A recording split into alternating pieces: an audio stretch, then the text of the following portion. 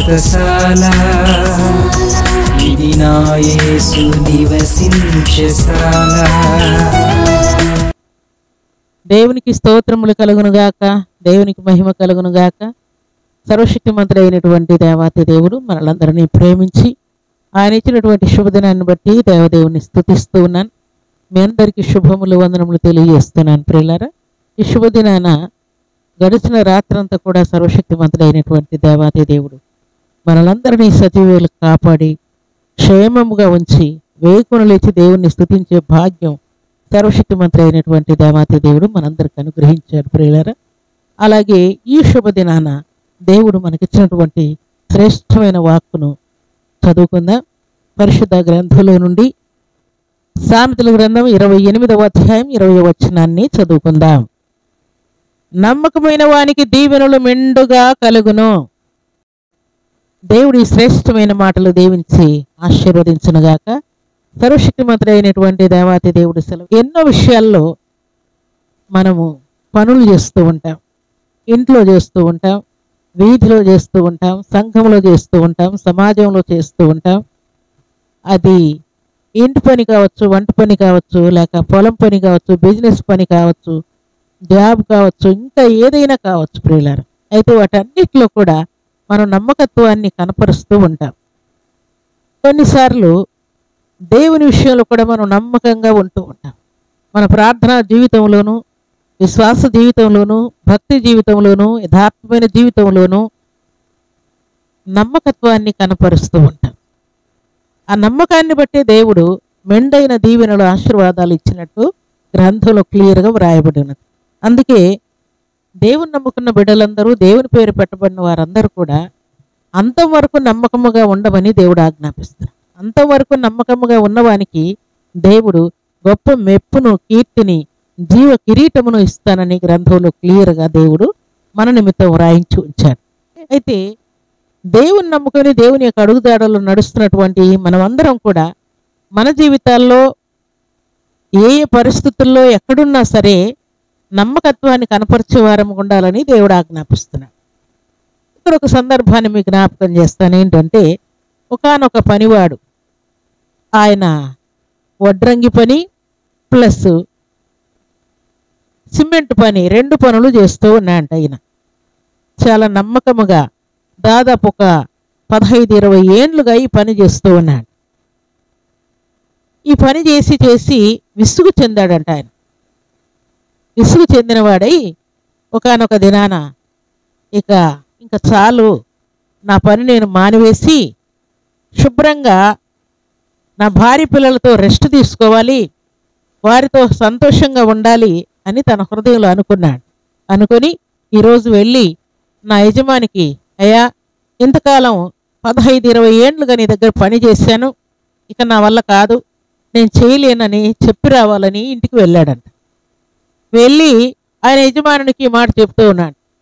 అయ్యా నేను పని మానివేస్తానని చెప్తే ఆ యజమాని అన్నాడంట, సరేనాయనా నిశ్చయముగా మానివేద్దువు కానీ, కాకపోతే ఇంకొక పని చేసి నాకు మానివేసేయి, ఒక చక్కటి ఇల్లు, ఒక ఇల్లు మాత్రమే కట్టి ఇక నువ్వు పని మానివేద్దువు కానీ అన్నాడు. అంటే ఈయన మనసులో గొనుక్కుంటూ, నేను అసలు ఇంకా పని మానివేస్తాను, నా వల్ల కాదు, నేను రెస్ట్ తీసుకోవాలనుకుంటున్నాను అంటుంటే మరలా నన్ను ఇల్లు కట్టమంటున్నాడే, ఒక్క పని చెయ్యి అంటున్నాడే అని గొనుక్కుంటూ సనుక్కుంటూ చాలా అయిష్టతతో ఇల్లు ప్రారంభించి ఆయనకు చేతి పని ఎంత చక్కగా చేయగలడో, సిమెంట్ పని కానీ, గోడ పని కానీ, లేక రాయి పని కానీ, చెక్క పని కానీ, ఐరన్ పని కానీ ఎంత చక్కగా చేయగలడో వాటన్నిటినీ పక్కన పెట్టేసి చేతగాని వానివలే, పని రాని వానివలే అస్తవ్యస్తంగా చేసేస్తూ ఉన్నాట. సనుక్కుంటూ గొనుక్కుంటూ, నా వల్ల కాదంటే మరలా ఇల్లు కట్టమంటున్నాడే అని సనుక్కుంటూ కడుతూ ఉన్నాడు. అంతా ఇల్లు ముగించేశాడు. ఎంతో పర్ఫెక్ట్గా, ఎంతో స్థిరముగా, ఎంతో జాగ్రత్తగా కట్టేటువంటి ఈయన సనుక్కుంటూ గొనుక్కుంటూ ఈ పని అస్తవ్యస్తంగా ఇల్లు ముగించేశాడు. ముగించేసి ఇక యజమాని దగ్గరికి వెళ్ళి, అయ్యా మీరు చెప్పినట్టుగా ఆ పని ముగించేశాను, ఇంటి పని అయిపోయింది, ఇంటికి తాళం కూడా వేశాను, అన్ని తాళం మీకు ఇవ్వడానికని వచ్చాను అని చెప్పాడు. అప్పుడు ఒక్క నిమిషం ఆగు అని ఆ తాళం తీసుకొని, ఒక్క నిమిషం ఆగని చెప్పి, 20 ఏండ్లుగా నేను చెప్పినట్టుగా విన్నావు, నన్ను ఎంతో భరించావు, నేను ఎన్నోసార్లు నీ మీద కోపడ్డాను, విసుక్కున్నాను, ఎన్నోసార్లు నీ పనిని బట్టి నేను నిన్ను తిట్టాను, ఎన్నో చేశాను, కానీ నువ్వు మాత్రం నాకు నమ్మకంగా పని చేశావు. అందుకై నేను నీకు ఏదైనా ఒకటి హెల్ప్ చేయాలని నా హృదయంలో డిసైడ్ అయ్యాను. ఎందుకంటే ఇక నేను పని చెయ్యను, నేను మానివేస్తానన్నావు కదా. ఇంతకాలం నా దగ్గర నువ్వు ఇంత నమ్మకంగా పని చేసినందుకై నీకు చక్కటి ఇల్లు కట్టించి ఇవ్వాలనుకున్నాను. ఇప్పుడు నువ్వు కట్టినటువంటి ఇల్లు నీకోసమే కట్టించాను, ఈ తాళం తీసుకుని వెళ్ళు అని ఇచ్చాడంట. అప్పుడు ఈ పనివాడు అనుకుంటూ ఉన్నాయంట, అయ్యో ఈ ఇల్లు నాకని చెప్పుంటే చాలా జాగ్రత్తగా, చాలా పర్ఫెక్ట్గా, మంచి సామాగ్రితో ఇంటి పని, అలాగే ఐరన్ పని, చెక్క పని, రాయి పని, సిమెంట్ పని చాలా జాగ్రత్తగా చేసేవాడిని, నాకు తెలియకపోయినా ఇది నాకే అని తన హృదయంలో అనుకుంటూ ఉన్నాడు. అదరా బదరా అంటే చేయవలసిన దానికంటే కూడా చాలా అస్తవ్యస్తంగా పని ముగించేశాడంట. దేవుని సన్నిధిలో చేరినటువంటి దేవుని ప్రియబిడలమైన మనం, దేవుడు మనకు అప్పగించినటువంటి పని, అది ఇంటి పనైనా, పొలం పనైనా, ఆఫీస్ పనైనా, లేక జాబ్ అయినా, దేవుని సన్నిధిలో అప్పగించిన పనైనా, ప్రార్థనైనా, సువార్త ప్రకటించేదైనా, పరిచర్య చేయటైనా, ఏదైనా సరే మనం నమ్మకముగా శక్తి వంచన లేకుండా చేయాలని దేవుడు కోరుకుంటూ ఉన్నాడు. నిజంగా ఆ కట్టబోయే ఇల్లు నాకే అని ఆయనకు తెలియదు కాబట్టి ఇష్టం వచ్చినట్టుగా చేశాడు.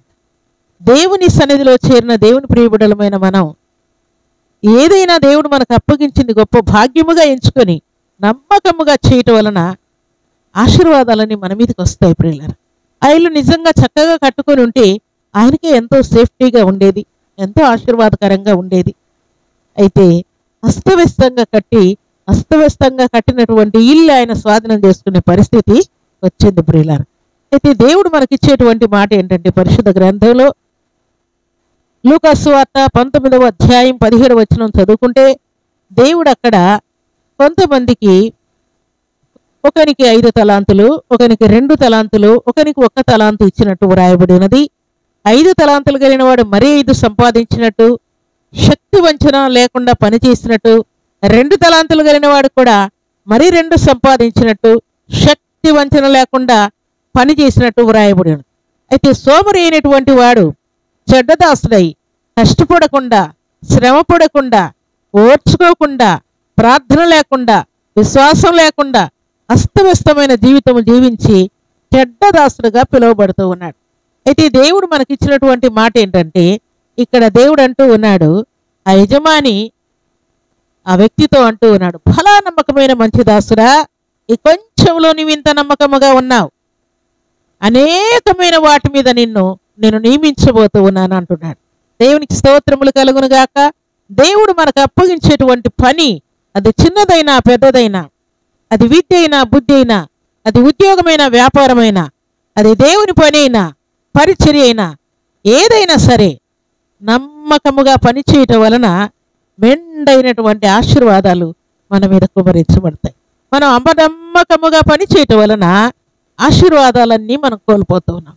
ఈ వ్యక్తి అపనమ్మకముగా ఇల్లు కట్టాడు, ఆ ఇంటిని దేవుడు ఆయనకు అప్పగించాడు. ప్రియులారా, నమ్మకముగా పనిచేయటం వలన మెండైనటువంటి, నిండైనటువంటి, శాశ్వతమైనటువంటి ఆశీర్వాదాలు మనం పొందుకుంటాం. ప్రియులారా, దేవుని విషయం కానీ, విద్యాబుద్ధుల విషయం కానీ, అలాగే ఉద్యోగ విషయం కానీ, బిజినెస్ విషయం కానీ, ఏదైనా సరే మనం కష్టపడకుండా, మనము పరిపూర్ణంగా దేవుని మీద ఆధారపడి వర్క్ చేయటం వలన దేవుడు మనల్ని దీవిస్తాడు. ప్రియులారా, ప్రభు సన్నిధిలో చేరిన మనం అందరం కూడా దేవుని ఎదుట నిలబడినప్పుడు, ఒక అధికారి ఎదుట నిలబడినప్పుడు, దేవుడు మనకు అప్పగించిన దానిని బట్టి శక్తి లోపం లేకుండా పనిచేయటం వలన బలానమ్మకమైన మంచి దాసుడాన్ని మెచ్చుకునే స్థాయికి దేవుడు మనల్ని తీసుకుని వస్తాడు. ప్రియులారా, అలాగున కష్టపడాలి. రేయనక పగలనక కష్టపడే వారిని దేవుడు నిశ్చయముగా హెచ్చించటానికి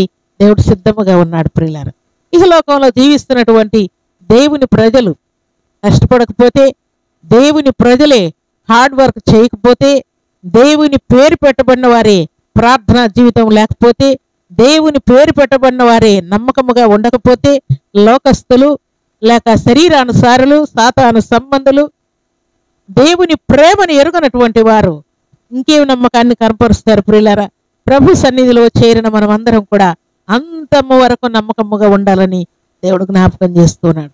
దేవుని సన్నిధిలో చేరినటువంటి దేవుని ప్రియబిడలమైన మనమందరం కూడా ఈలాగు నమ్మకమైనటువంటి భక్తి జీవితాన్ని కలిగి దేవుడు మనకు అప్పగించినటువంటి పని ఏదైనా సరే నమ్మకముగా చేసి దేవుని నుండి అధికమైనటువంటి దీవెనలు, ఆశీర్వాదములు పొందుకొని వీరు ఎలాగున ఫలా నమ్మకమైన మంచి దాసుడాని యజమాని చేత మెచ్చుకునేటట్టుగా వారి కార్యాలు, క్రియలు కొనసాగించారు. ప్రభు సన్నిధిలో చేరిన మనమందరం కూడా అట్టి నమ్మకాన్ని కనపరిచే వారముగా ఉండాలని పరిశుద్ధాత్మ దేవుడు కోరుకుంటూ ఉన్నాడు. నమ్మకమైన వారికి మెండైన దీవెనలు దేవుడు దాచి ఉంచాడు. ప్రియులారా, నమ్మకమైన వారందరిని కూడా దీవించడానికి దేవుడు సిద్ధముగా ఉన్నాడు. భక్తులు ఎట్టి నమ్మకాన్ని కనపరిచారు. అబ్రహాం దగ్గర ఎలియాజరు జీవించాడు, ఎంతో నమ్మకాన్ని కనపరిచారు. దావీదు దగ్గర మెఫీబోషెతు జీవించాడు, ఎంతో నమ్మకాన్ని కనపరిచారు. భక్తుడైనటువంటి మోషే ఎదుట యెహోషువ జీవించాడు, ఎంతో నమ్మకాన్ని కనపరిచాడు. ప్రియులారా, పేరు పెట్టబడినటువంటి భక్తుల ఎదుట, ఏలియా ఎదుట ఎలీషా ప్రవక్త పని చేశాడు, ఎంతో నమ్మకాన్ని కనపరిచాడు. ప్రియులారా, చివరికి పౌలపోస్తులు దేవుని ఎదుట నమ్మకాన్ని కనపరిచారు. ఈలాగు ఇంట బయట సంఘంలో సమాజంలో మనం నమ్మకస్తులమై మంచి సాక్ష్యము కలిగి దేవుని చేత బలానమ్మకమైన మంచి దాసుడాన్ని మెచ్చుకునే వారముగా మన జీవితాలు ఉండాలని ఈ ఉదయకాల సమయంలో సర్వాధికారి మనతో మాట్లాడుతున్నాడు. ప్రియులారా, ప్రభు సన్నిధిలో చేరిన మనమందరం కూడా ఈ ఉదయకాల సమయంలో అట్టి నమ్మకాన్ని కలిగి ఇంట బయట సంఘంలో సమాజంలో దేవుని కొరకు బలమైన సాక్షులముగా నిలిచి ఉండాలని పరిశుద్ధాత్మ దేవుడు కోరుకుంటూ ఉన్నాడు. అలాంటి కృపా భాగ్యం సర్వశక్తిమంతుడు అయినటువంటి దేవాతి దేవుడు సర్వసమృద్ధిగా మనందరికి అనుగ్రహించి ఆశీర్వదించును గాక. ఆమేన్. ప్రార్థన చేసుకుందాం. భూమి ఆకాశములను కలుగ చేసిన మా తండ్రి, మీకు కృతజ్ఞతాస్తుతులు, స్తోత్రములు, వందనములు చెల్లిస్తున్నాను. ఈ శుభదినాన పరిశుద్ధమైనటువంటి మీ సన్నిధిలో చేరిన మమ్మల్నందరినీ కూడా మీరు జ్ఞాపకం చేసుకుని ప్రేమించి మీరు ఇచ్చినటువంటి పరలోకపు వర్తమానములకై స్తోత్రాలు. నిజముగా మా అందరి జీవితాల్లో ఆ తండ్రి నమ్మకమైన వారికి మెండైన దీవెనలని మీరు సెలవిచ్చారు. మీకు స్తోత్రాలు. మీ సన్నిధిలో చేరి ఈ మాటలు వినబడలందరూ కూడా నమ్మకమైన వారై మెండైన దీవెనలు, ఆశీర్వాదములు అనుభవించినట్లు వారి జీవితాల్లో మీరు జరిగించి మహిమ పొందమని ప్రార్థిస్తూ, భక్తులు ఎలాగున బలానమ్మకమైన మంచి దాసుడాని దేవుడు మెచ్చుకునేటట్టుగా, యజమాని మెచ్చుకునేటట్టుగా, అధికారులు మెచ్చుకునేటట్టుగా వారి జీవితాన్ని ఎలాగూ కనపరిచారు, అలాగూ ఈ మాటలు వినబడలందరూ కూడా మీ ఎదుట నమ్మకాన్ని కనపరిచినట్లు మహిమ కార్యం జరిగించి మీ మేలు చేత ప్రతిబిడను తృప్తిపరిచి మహిమ పొందమని ప్రార్థిస్తూ, ఈ ఉదయకాల దీవెనల ఆశీర్వాదం సర్వసమృద్ధిగా ప్రతిబిడకు అనుగ్రహించి మేలుతో తృప్తిపరచమని, దీవించమని, ఈ దినం బర్త్డేలు, మ్యారేజ్ డేలు జరుపుకున్న బిడ్డలకును దీవెన దయచేయమని శ్రేష్టమైన శక్తి గల మీ నామనికి స్తుతులు చెల్లిస్తూ మీ బిడ్డలు మీ కృపగల హస్తములకు అప్పగించుకుంటూ యేసుక్రీస్తు అతి పరిశుద్ధమైన నామమును స్తుతించి ప్రార్థించి వేడుకుంటున్నాము తండ్రి. ఆమేన్.